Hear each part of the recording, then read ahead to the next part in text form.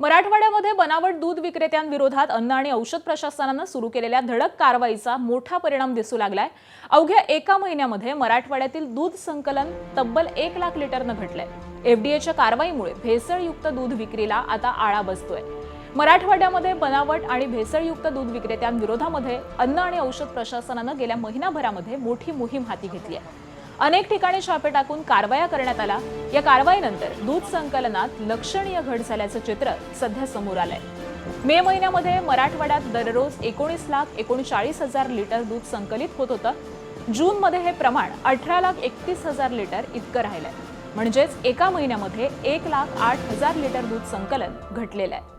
सर्वाधिक घट बीड जिल्ह्यामध्ये झालेली असून 15,000 लिटर दूध संकलन कमी झालंय। त्यापाठोपाठ धाराशिवमध्ये 30,000, लातूरमध्ये 22,000, छत्रपती संभाजीनगरमध्ये 20,000, जालन्यात 5,000, नांदेडमध्ये 8,000, हिंगोलीमध्ये 6,000 आणि परभणीमध्ये 2,000 लिटर दूध संकलन घटलेलं आहे। मराठवाड्यात सध्या 80 खासगी आणि 15 सहकारी दूध संकलन केंद्र कार्यरत आहेत। एफडीएच्या धडक कारवाईमुळे भेसळयुक्त दूध विक्रीला आळा बसत असल्याचा दावा प्रशासनाकडून केला जातोय।